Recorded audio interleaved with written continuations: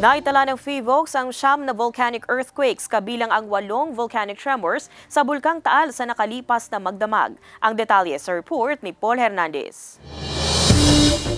Maulap ang papawirin sa may bahagi ng Taal Volcano Island kaninang umaga. Natatakpan ng liwanag kaya hindi masyadong nababanaag ang porma ng Bulkang Taal. May sumusulpot pa ring mga usok sa bunganga nito na normal na umanong aktibidad sa aktibong bulkan gaya ng Taal. Hindi pa rin nagbabago ang naitalang sukat na ibinubugang sulfur dioxide sa mahigit 11,400 na tonelada. Sa monitoring ng state volcanologist na PHIVOLCS, 9 ang naitalang volcanic earthquake rito at 8 ang volcanic tremors o may hinang pagyanig. Although nung December 15, medyo mataas yung yung sulfur dioxide. Pero kumukonti yung volcanic earthquakes natin. And yung usok medyo kumukonti. Ayon sa ahensya, ang pabago-bago at asbabang bilang ng pagyanig ay indikasyon ng paggalaw ng magma sa ilalim ng bulkan. Pero kung ikukumpara naman sa mga nagdaang mga araw o linggo, mabababa na ang level ng seismic activity na ito ng Taal. Nasa babala pa rin ang alert level 1 ng Bulkang Taal. Paalala ng mga otoridad, bawal pa rin ang pagpasok at aktibidad sa Taal Volcano Island na deklaradong permanent danger zone.